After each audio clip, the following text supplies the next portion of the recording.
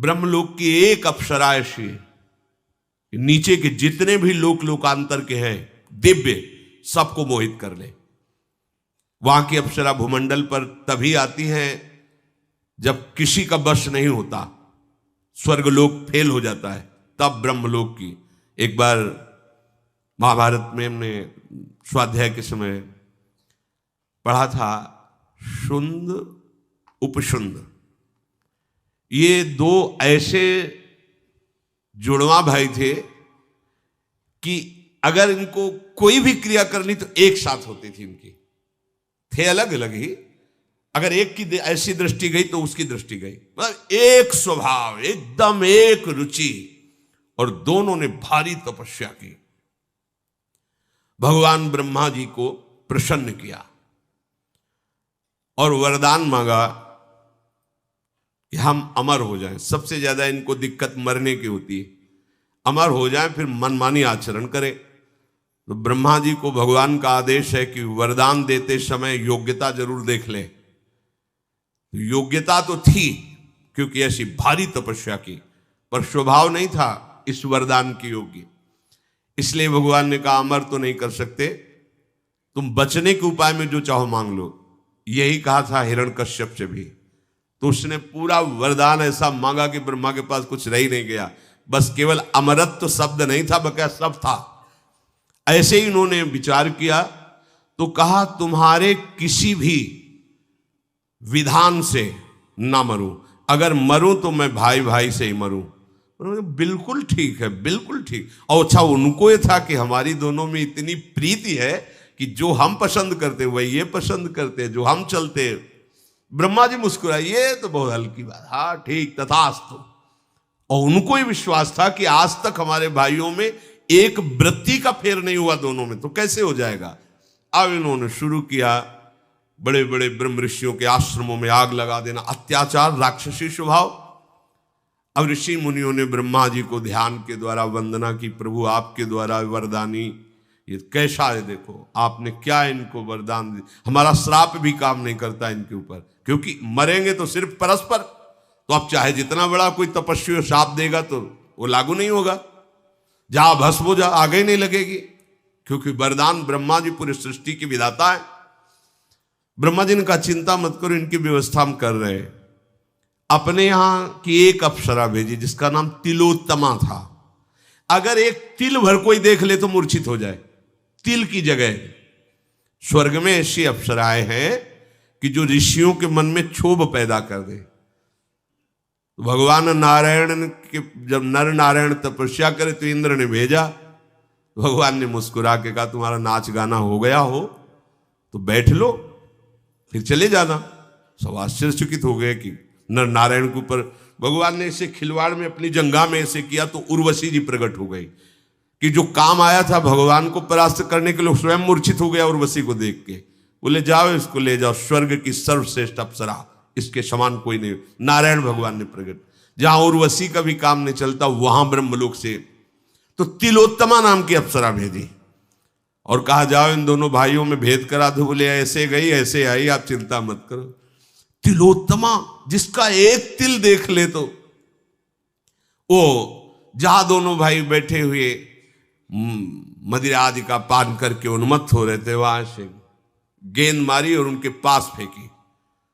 जीव ही देखा भाग पड़े दोनों, एक ने दाया हाथ एक ने बाया हाथ पकड़ा, दोनों की तरफ देख के मुझ छोटे ने कहा भैया हाथ छोड़ो, हमने पकड़ा है तुम्हारी बेटी के समान पवित्र है।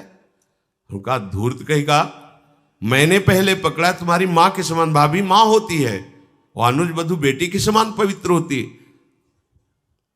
तिलोत्तमा ने कहा हम तो तुम दोनों को एक ही भाव से देख रही है।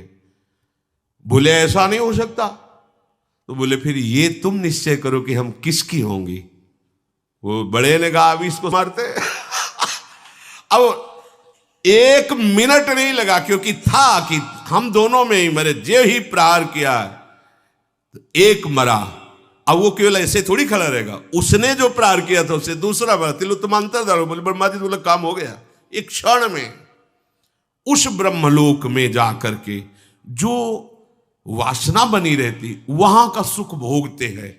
और अगर वासना टिकी रही तो फिर जन्म होता है एकाएक को पचड़े में। इसीलिए हम कहते हैं राधा राधा राधा, कोई वासना हमें नहीं रोक पाएगी। नामे भक्ता प्रणश्यति, हमारे अंदर की वासनाएं हमें नहीं रोक पाएंगे, हमारी लाडली जो है ना। इसीलिए ध्रुवदास जी ने बहुत विचार पूर्वक ये दोहा लिखा हुआ है, यद्यपि भक्त अनन्य जो विषय इंद्रियन बस होए, कर्मठ कोटि जितेंद्रियन ते समलायन। अगर व्याख्या करके न समझाए तो आप फंस जाएंगे कि ऐसा कैसे। एक तरफ कह रहे करोड़ों जितेंद्री, एक जितेंद्री नहीं, करोड़ों जितेंद्री, करोड़ों कर्मकांडी साधना परायण श्यामा श्याम के अनन्य भक्ति की बराबरी नहीं कर सकते, जबकि वो जितेंद्री नहीं है। यद्यपि भक्त अनन्य जो विषय इंद्रियन बस होए, तो कर्मठ कोटि जितेंद्रियन ते समला, उनकी समानता नहीं कर। क्यों? उसे साधन का भरोसा है, इनको लाडली का भरोसा है।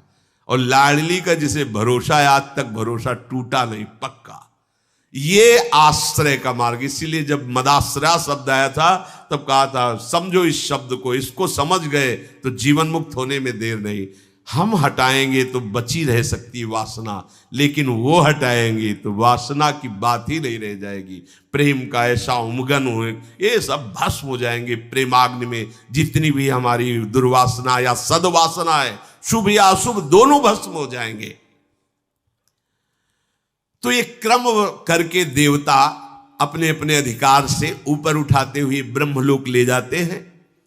और एक मार्ग है धूमौ रात्रिस्तथा कृष्ण षण्मासा दक्षिणायनम तत्र चांद्रमशम ज्योतिर योगी प्राप्य निवर्तते।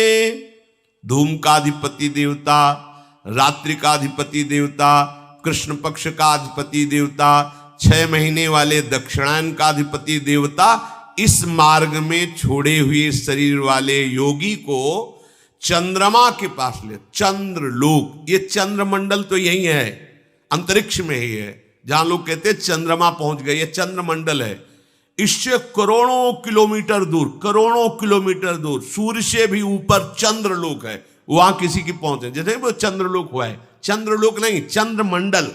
ये है अंतरिक्ष के अंतर्गत, जहां ये सर्च करके वैज्ञानिक जाते हैं। वो चंद्रमंडल है, आभा है। जैसे जल में प्रतिबिंब पड़ता है, ऐसे उस लोक में चंद्रमंडल की आभा है। चंद्रलोक, ये तो सूर्य लोक के भी, बस सूर्य लोक को क्रॉस कर सके ऐसा कोई देहधारी पैदा ही नहीं हुआ। ये जटायु और संपाति, ये भगवान गरुड़ के अंश से ही है, महान तेजस्वी बलवान। जटायु के बड़े भाई संपाति जी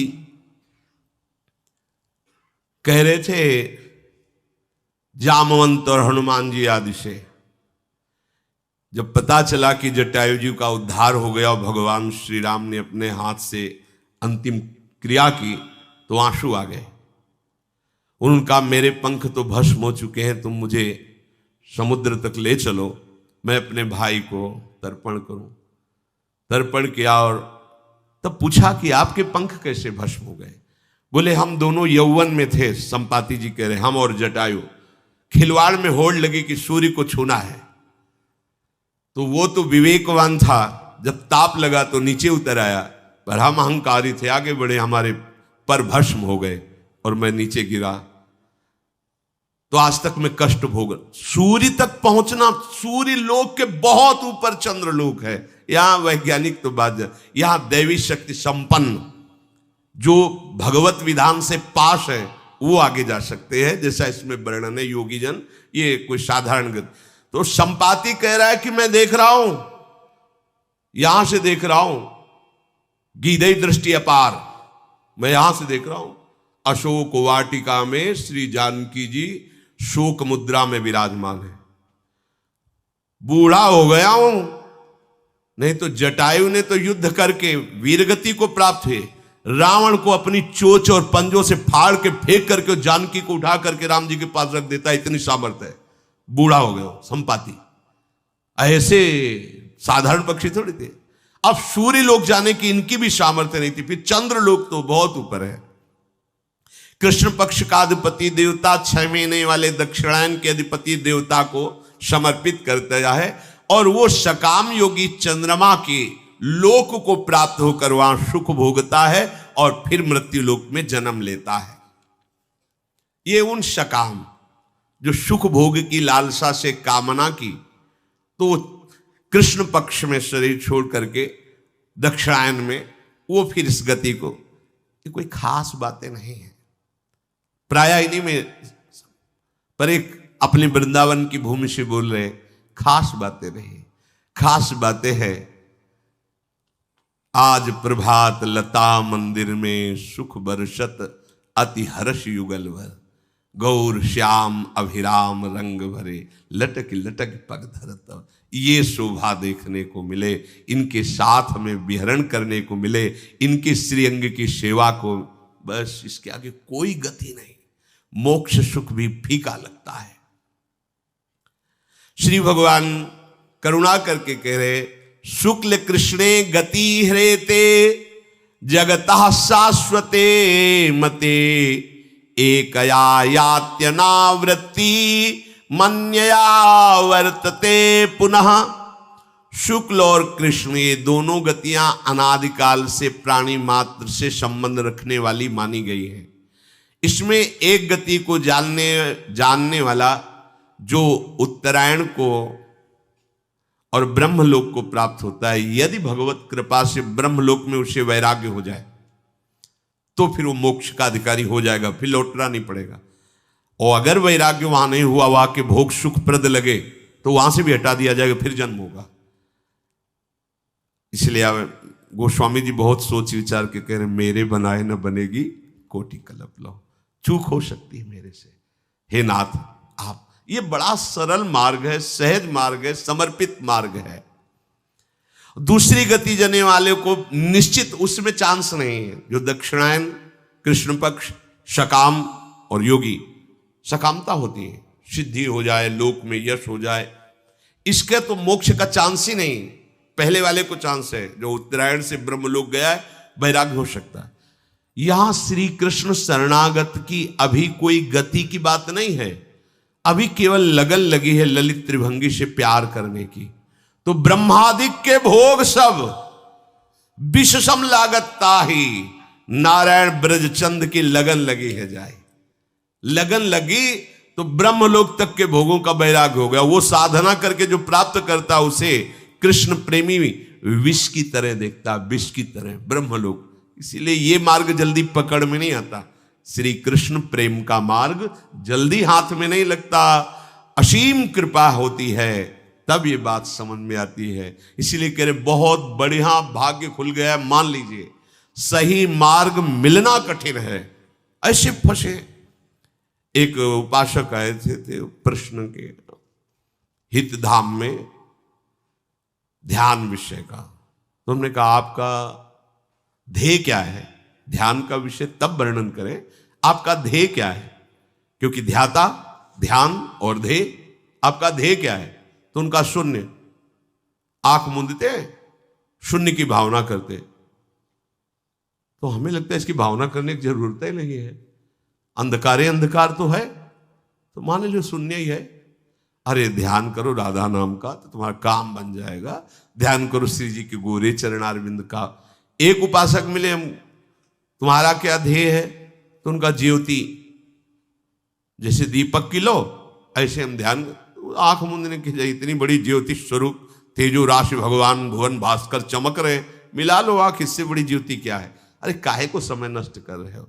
अगर आपको ध्यान रखना है, ध्यान करना है, तो यत् पाद पद्म नख चंद्र मणि छटाया विस्फूर्जितम किमपि गोप वधु स्वदर्शी पूर्णानुराग रस सागर सार मूर्ति। पूर्ण अनुराग रस सागर की सार मूर्ति लाडली के गोरे चरणारविंद की नख चंद्र छटा का ध्यान करो। जिस छटा के प्रभाव से गोपी प्रेम की ध्वजा बन गई, वो तुम्हारे हृदय में प्रेम समुद्र उड़ेल देंगी। ध्यान का विषय यह है। सही मार्ग मिलना कठिन, पूरा जीवन व्यतीत हो जाता है, मार्ग ही नहीं मिलता तो लक्ष्य की तो बात जाने दो। एक यात्यनावृत्ति मन्य या वर्तते पुनः। शुक्ल मार्ग से उत्तरायण में साधन परायण साधक जो निष्काम भाव से किए वो ब्रह्मलोक में पहुंच, और ब्रह्मलोक में उनके अंदर वासना अगर बची है तो जागृत हो जाती वहां के भोग देख करके, वहां से वैराग्य हो तब मोक्ष पद का अधिकारी। ब्रह्मलोक में जाकर ब्रह्मा जी के साथ सुख भोगता हुआ फिर मुक्त हो जाएगा यदि वासना नष्ट हो गई, तो वहां भी यदि लगा हुआ है। इसीलिए महापुरुषों ने खुल के कह दिया, आ ब्रह्म स्तंभ पर्यंतम सर्वम मायामयम जगत सत्यम सत्यम पुनः सत्यम हरे नामयम केवलम। जप नाम जप। पर आश्चर्य होता है, नाम में प्रीति नहीं हो सकती, और दुनिया का प्रपंच याद है, दुनिया के शास्त्र याद है, नाम में नहीं, नाम निष्ठा नहीं। वाणी खुलने के पहले निकलना चाहिए आराध्य देव का नाम, राधा राधा राधा, फिर बात करो, फिर बीच में बोलो राधा राधा, फिर विश्राम करो राधा, तुम्हारी बात बन गई। बार बार जन्म मरण के चक्र से जो युक्त रहते हैं अर्थात सकामता, वो भी योग है। ये उन विषयी पुरुषों की बात नहीं करते जो अधर्म के, वो उनके लिए तो दुर्गति है, ये सदगति की बात कर रहे हैं। जो धर्म से चलते हैं, शास्त्र सम्मत गृहस्थ का पालन करते हैं, पर कामनाएं हैं भोगों की, उनको ये दक्षिणायन वाला मार्ग मिलता है, फिर उनका जन्म होता है। पर ये जिनकी दुर्गति हो रही उससे करोड़ों गुना बढ़ करके है ये। नैते श्रुति पार्थ जानन्य योगी मुरिहति कश्चन। बहुत बढ़िया बात। तस्मात् सर्वेषु कालेषु योग युक्तो भवार्जुन। हे अर्जुन, इन दोनों मार्गों को जानने वाला कोई भी योगी मोहित नहीं होता। समझ रहे हो? भगवान इशारे में क्या बता रहे हैं? जो इन दोनों मार्गों को जान गया वो इन दोनों से मतलब नहीं रखेगा। भैया ब्रह्मलोक गए और कहीं चकाचौंध में फंस गए तो फिर गड़बड़ हो गया, तो ब्रह्मलोक हम जाएंगे? कोई ब्रह्मा जी से हम पे परिचय थोड़ी बढ़ाना है। हमें तो जिसने ब्रह्मा को भी बनाया उससे परिचय बनाना है, हमें क्यों जाना है ब्रह्मलोक? अच्छा, ब्रह्मा को जिसने बनाया है वो भी जहां कुछ बनना चाहता है, सखी बन करके श्री जी के चरणों में महावर लगाना चाहता है, हम तो वहां की बात जानना चाहते हैं। हमें तो भगवान के बैकुंठ धाम से भी प्रणाम नमस्कार, वहां का भी हमें परिचय नहीं चाहिए। हमें तो अपने श्री स्वामिनी जी के नवनिवृत्त निकुंज का परिचय चाहिए। भाव समझे? भगवान इशारे से कह रहे इन दोनों मार्गों को जो जानता है वो मोहित नहीं होता। सीधे एक, क्योंकि पहला इन मार्गों के वर्णन करने के पहले कहा था कि वो महान परम पुरुष परमात्मा सारे जगत को व्याप्त है, उसको अनन्य भक्ति के द्वारा प्राप्त किया जाता है। तस्मात् सर्वेषु कालेषु योग युक्तो भवार्जुन। इसलिए हर समय योग में युक्त रहे। यहां किस योग की बात कह रहे भगवान? अष्टांग योग, लय योग, हठ योग नहीं। तस्मात् सर्वेषु कालेषु माम निस्मर वाले योग की। जो सतत भजन करता है, तेषाम सतत युक्ता नाम भजताम प्रीति पूर्वकम ददामि बुद्धि योगम तम। इस योग की बात कर रहे हैं। हमारा यह मन और बुद्धि प्रियालाल में समर्पित हो गया। इस योग के बराबर कोई योग नहीं। इतने मार्ग हैं, इतनी सिद्धांत है कि बता रहे टेबलेट जेब में रखना पड़ेगा, सर दर्द हो जाएगा आपको। बस गुरु कृपा पात्र जन को ढूंढना नहीं पड़ता। इसीलिए गुरु का वर्णन किया जाता है कि भाई मेडिकल स्टोर तो भरा हुआ है औषधियों से।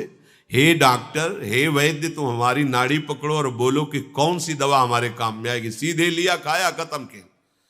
अब खोज दें कि हमारे सर दर्द की दवा इसमें कौन सी है, तो हमारा समय बर्बाद होगा, सर दर्द बढ़ेगा और हम दवा नहीं निकाल पाएंगे। अगर धोखे से कोई इधर उधर टेबलेट खा लिया तो रिजेक्शन भी होगी। रिजेक्शन के तरह एक्शन रिजेक्शन जो भी हो, मतलब वो विरोधी भाव पैदा कर देगा।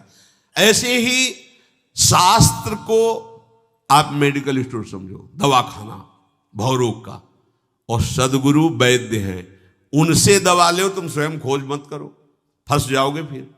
अगर सदगुरु ने दवा निश्चित कर दी तो विश्वास, सदगुरु वैद्य वचन विश्वासा, विश्वास पूर्वक वो दवा खा लो जैसे डॉक्टर पर विश्वास करते हो। और संयम परहेज, जो विरोधी भाव, विरोधी संग, विरोधी विषय, उनकी आशा मत रखो, उनका संग मत करो तो निकल जाओगे। जिसका ऐसा दृढ़ निश्चय है कि केवल मुझे भगवत प्राप्ति करनी है, उसे कोई भी देश काल परिस्थिति कभी भी कहीं भी विचलित नहीं कर सकती। कोई भी घटना परिस्थिति के अधीन नहीं हो सकता, क्योंकि उसका लक्ष्य है भगवत प्राप्ति। तो भगवत प्राप्ति होती है भगवत सुमिरन से, निरंतर भजन से, बस इससे बड़ा कोई योग नहीं है। सहज में समझ लीजिए। वेदेषु यज्ञेषु तपः शुचैव दानेषु यत् पुण्य फलम प्रदिष्टम अत्येति तत्सर्वमिदं विदित्वा योगी परम स्थानमुपैति चाद्यम। जो मेरा निरंतर भजन करने वाले हैं, भगवान यहां योगी उन्हीं को, क्योंकि पीछे भगवान ने कहा था कि कर्मकांडियों से भी श्रेष्ठ योगी और ज्ञानियों से भी श्रेष्ठ योगी। तो योगी कौन? जो मुझे अनन्य भाव से भजते हैं, वो सर्वश्रेष्ठ योगी है, जो ज्ञानियों से भी, कर्मकांडियों से, तपस्वियों से भी श्रेष्ठ हैं। तो यहां उसी योग का भगवान भाव कह रहे हैं कि जो मेरे इन दोनों बताए हुए मार्गों को जानता, वो मोहित नहीं होगा, वो हर समय योग में स्थित रहेगा। योग क्या?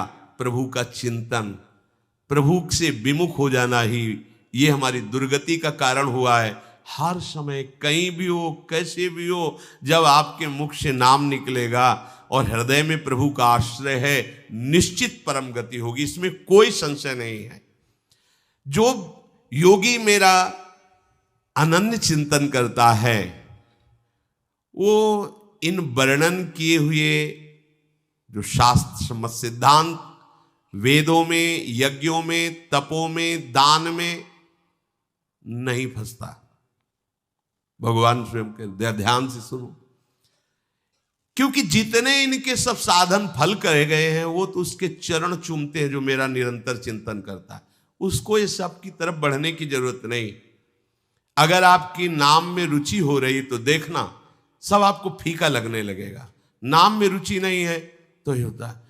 जो तपों का, दान का, वेदों के स्वाध्याय का, यज्ञों का और वर्णित इन मार्गों का जो पुण्य फल कहा गया है, जो मेरा भक्त होता है इससे प्रभावित नहीं होता। ये खास बात समझो। भगवान सब वर्णन किए और बाद में कह रहे हैं इन सब का अतिक्रमण कर जाता है वो। सीधी बात, मेरी प्यारी जो प्यारी, कोई समझे या न समझे, सबसे हमारी समझ भली। ठाकुर नंद किशोर हमारे ठकुराइन वृषभान ले। समझाने के लिए प्रश्न करो, उत्तर ले लो, लेकिन हमारी समझ समझना है तो समझो। हमारी समझ कहाँ है? ठाकुर नंद किशोर हमारे ठकुराइन वृषभान लली। प्रभु यहां कह रहे हैं कि जो योगी है, कौन सा सतत मेरा स्मरण करता है, वो इन सब से प्रभावित नहीं होता। ना उसे उत्तरायण से मतलब है, ना दक्षिणायन से। अच्छा, जैसे आप बहुत पापाचरण कर रहे हो, पवित्र तिथि में मरे, पूर्णिमा है, उत्तरायण है, क्या आपको ब्रह्मलोक मिलेगा? क्या यमदूत मार डंडे सीधे आपको नरक ले जाएंगे। ठीक है। दक्षिणायन है, कुतिथि है, कुसमय है, कुजगह है, और आप राम, हरि, कृष्ण, राधा कुछ भी बोले तो कोई नरक जाला पड़ेगा क्या? नहीं, सीधे भगवान के दिव्य पार्षद भगवत धाम। ये सिद्धांत को समझो। एक है कर के पाना, एक है हो के पाना। कर के पाने में जन्म जन्मांतर लगेंगे, और हो के पाने में अभी अभी। कमा के अरबपति बनना और गोद नामे में बैठ जाना है। जो कर के पाना है वो कमा के बड़ा जन्म जन्म, और होके गोदनामे में। वो तो कह रहे हैं ना, अगर ये हो कि भाई वहां फुल हो चुका है, अब नहीं, वो कह रहे हैं अब भी जगह खाली है, आ जाओ, मामे वे प्रपद्यन्ते मायामेताम तरन्ते, यही परलोक सकल सुख पावत, आ जाओ हमारी गोदना में आ जाओ, मैं प्रभु का बच्चा हूं, आओ मेरी पूरी संपत्ति, दंपति संपत्ति पाई है, कुंज महल की टहल सुख दंपति संपत्ति पाई है। हमें अपनी भूल मिटाने के लिए बढ़िया अवसर मिला है। भूल क्या है? मैं स्त्री हूं, मैं पुरुष हूं, मैं पिता हूं, मैं माता हूं, मैं पति हूं, मैं ये भूल है। इस भूल को मिटा दो। मैं प्रभु का हूं, प्रभु मेरे, वही है। आप भी मानते हैं, ना मानते हुए भी जब वो अंतर ध्यान हो जाते हैं तो जो तुम्हारी प्रिय पत्नी, प्रिय पुत्र, प्रिय पति रख के दिखा लो, भाई हम 4-6 महीने से रखे हुए हैं क्योंकि प्रिय हैं। कमरे में जाने में भय लगेगा कि चलो, क्यों?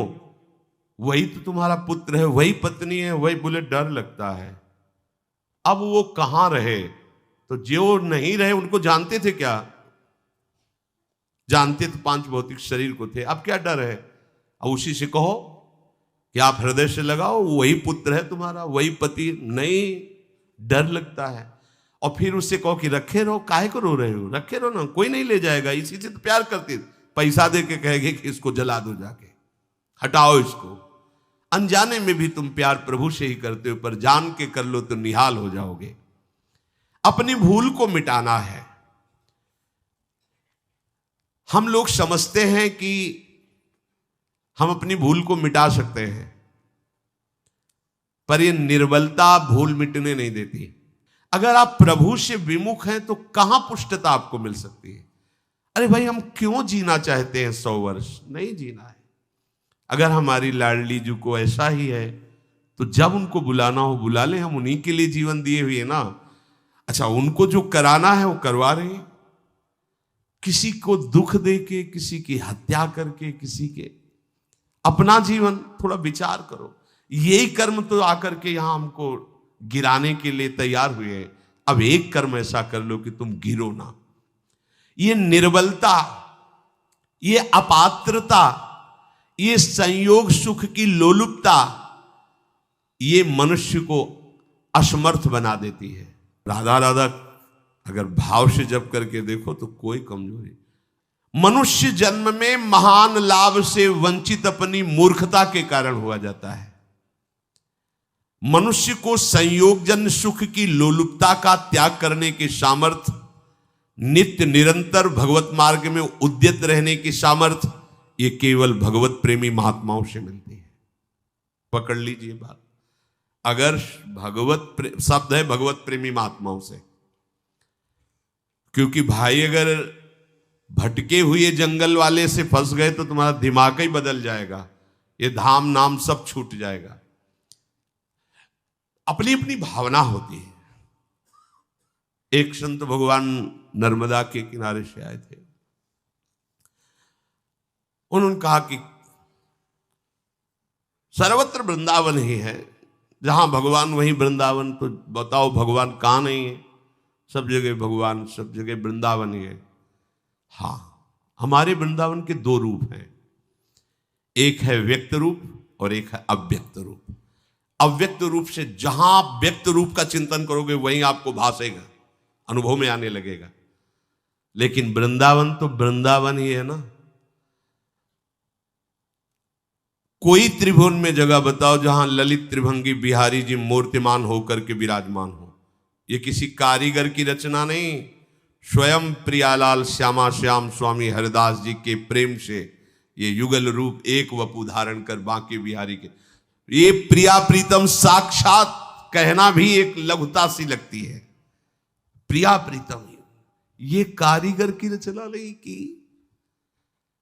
श्री राधा रमण जो सरकार साक्षात गोपाल भट्ट जी के प्रेम आंसुओं से प्रभावित होकर शालीग्राम में ही प्रिया प्रीतम रूप होकर राधा रमण जी के रूप में विराजमान है, श्री राधा वल्लभ लाल जी महाराज। और ऐसे कितने ठाकुर वृंदावन में, घर घर ठाकुर वृंदावन में। एक संत जहां रहता है उस देश की, उस क्षेत्र की महिमा हो जाती है। यहां तो घर घर संत है। जैसे एक परिवार में 10 लोग रहते हैं, ऐसे एक कुटिया में 10 संत रहते हैं। यहां संतों का एक खेत है। एक जगह भागवत होती है तो वहां मंगल और पवित्रता छा जाती है, यहां घर घर भागवत हो रही है। एक जगह अखंड कीर्तन, यहां घर घर अखंड कीर्तन है। कैसे कोई वृंदावन की समानता कोई कर सकता है? भाव से तो वृंदावन सिर्फ वृंदावन।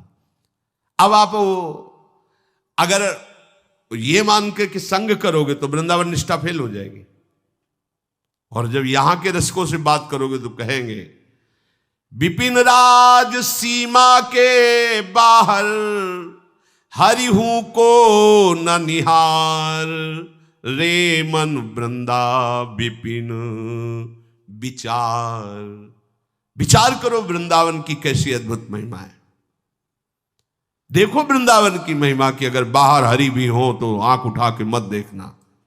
वृंदावन परित्यज्य पादमेकम न गच्छति, खंड खंड हो जाए तन अंग अंग सत्तूक। वृंदावन ने छाड़ियो छाड़ियो है बड़ी चूक, यद्यपि मिले कोटि चिंतामणि तौ न हाथ पसार।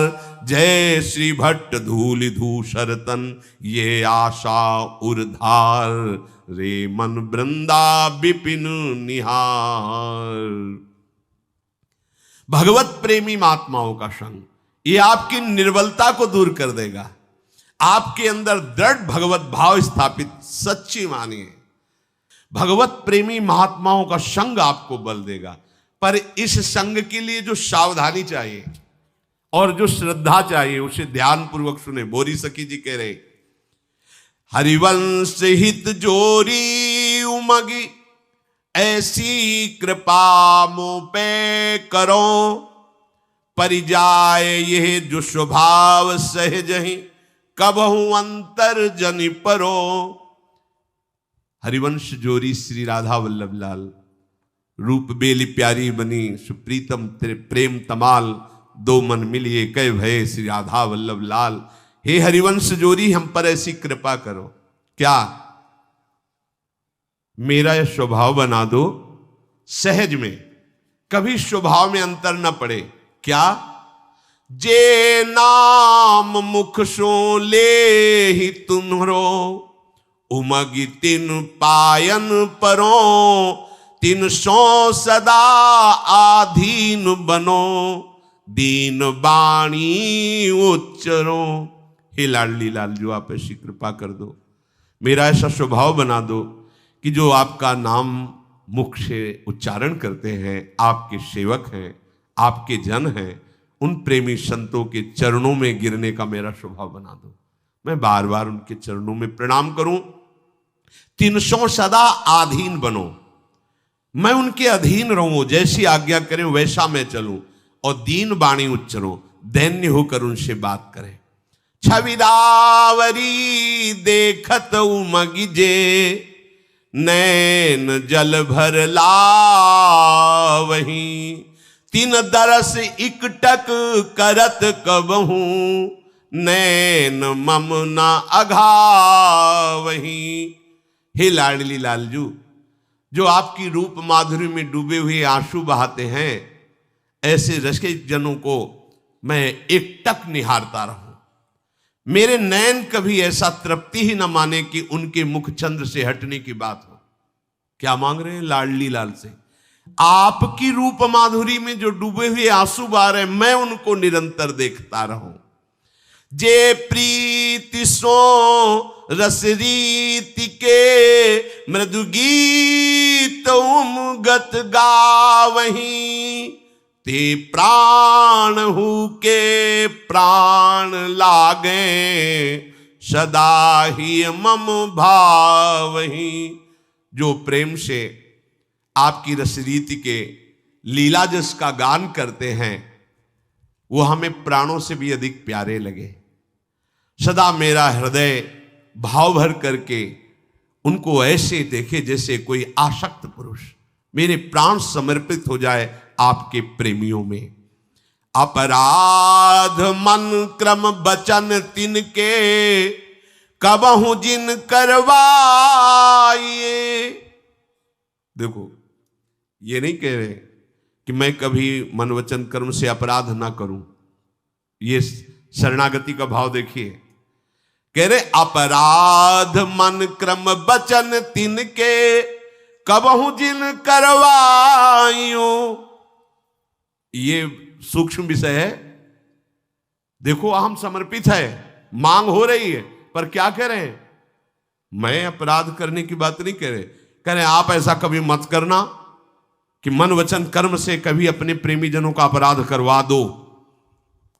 ये बहुत सूक्ष्म बात है। मतलब हमें क्या देखना है? ये सब कुछ श्री जी को समर्पित हो गया। अगर अब कुछ भी गलती होती है तो महारानी जो हम आपको ही पकड़ेंगे। आपने क्यों ये गलती करवाई?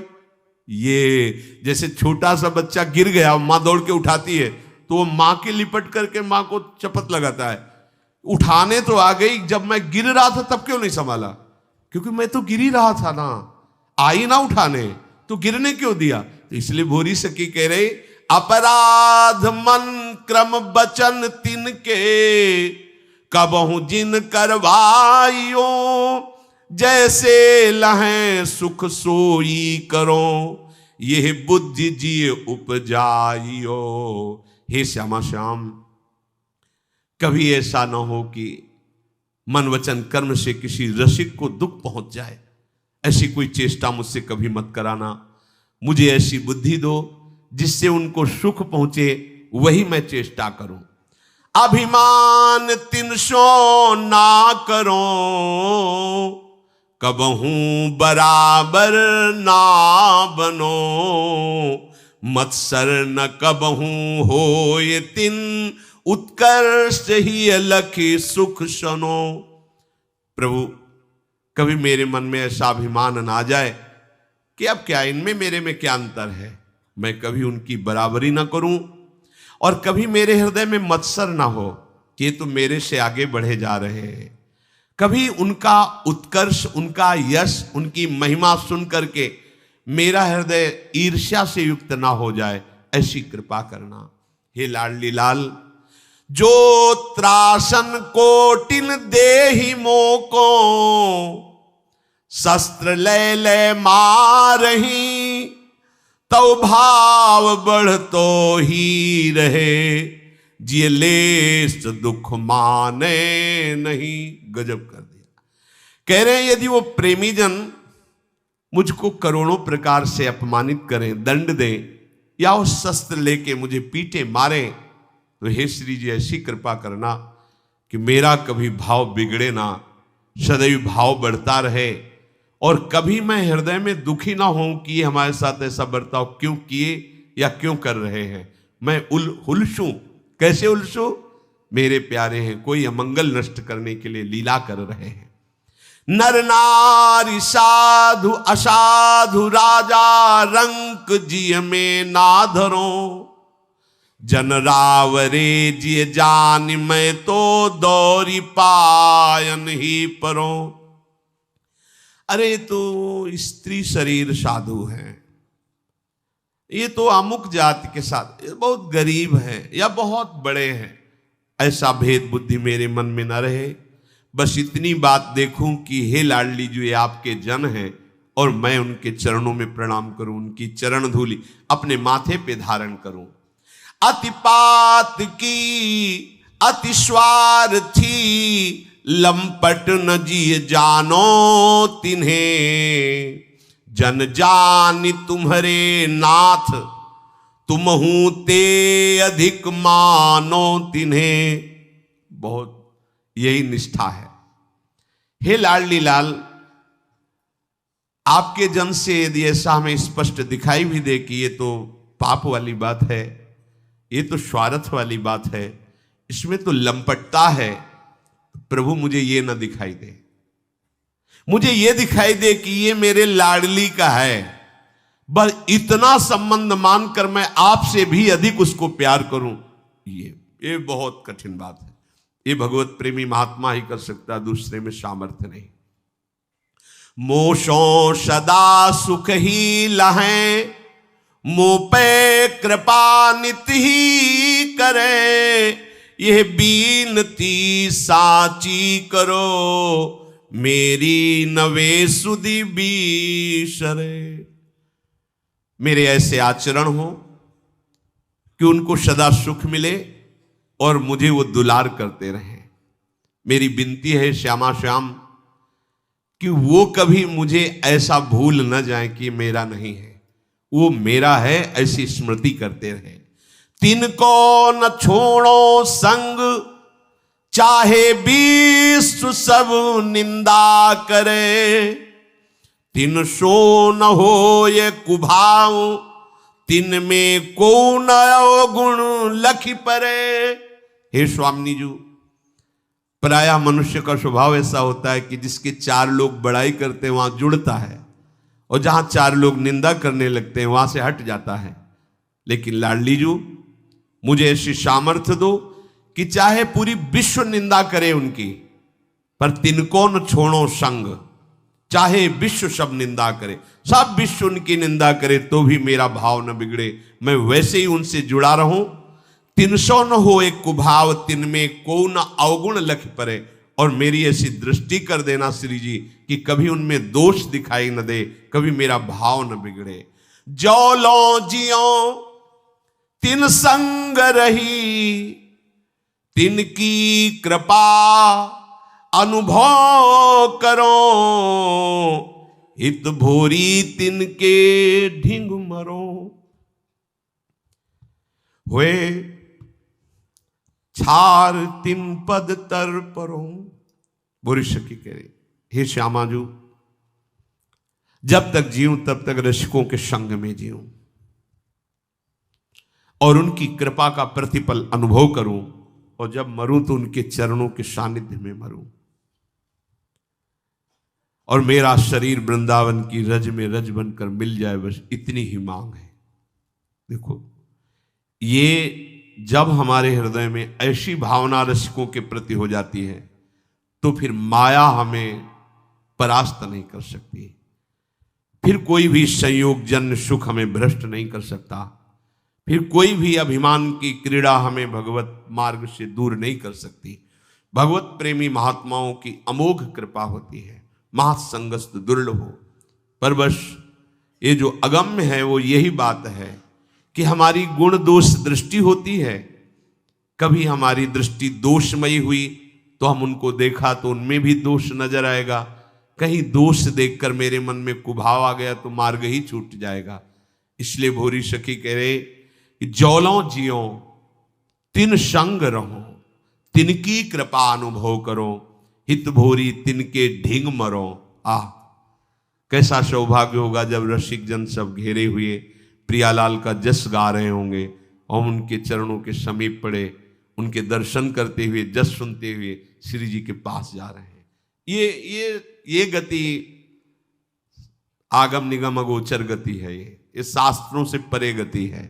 भगवत प्रेमी महात्मा जन बैठे हुए जस गा रहे हैं और बीच में श्री जी की सखियां आई और उसको दिव्य नवनिवृत्त निकुंज में ले जा रहे हैं। पूज्य श्री पंडित गया प्रसाद जी महाराज गिरिराज में थे, उन्होंने दिव्य दृष्टि से देखा कि एक नवीन सखी पालकी में बैठी हुई और कई सखियां राधा नाम कीर्तन करती हुई वृंदावन की तरफ ले जा रहे हैं। तो उन्होंने कहा कि भाई जी का शरीर पूरा हो गया, क्योंकि ये भाई जी ही है। पता लगवाया तो हाँ, उसी समय उसी तिथि को पूरा हुआ था ऐसा। तो ये जो गति है आगम निगम अगोचर गति है। उत्तरायण दक्षिणायन ये नाना प्रकार की गतियां हैं, पर प्यारे जू का जो दृढ़ प्रेम है वो प्रेमी जनों के संग से मिलता है। पर प्रेमी जनों के संग का निर्वाह करना ये इसीलिए दुर्गमो लिख दिया। महत्संगस्त दुर्लभ हो, अगर मिल भी जाए तो अगम्यो, उसका निर्वाह करना बड़ा कठिन। अगर निर्वाह कर गए तो अमोघस्य, निश्चित भगवत प्राप्ति, निश्चित भगवत प्रेम। हुए छार तिन पद तर परो, मरने के बाद की भी आकांक्षा रख रहे हैं कि मेरा शरीर वृंदावन की रज में मिले और वो रसिक जन हमारे ऊपर चले, उनके चरण सदैव हम पर पड़ते रहें। तो भगवत प्रेमी महात्माओं के संग से निरंतर प्रिया प्रीतम के अभंग प्रेम को प्राप्त करना ही जीवन का परम लाभ है। खूब नाम जप कीजिए और श्री जी के भरोसे रहिए, जीवन सार्थक हो जाएगा।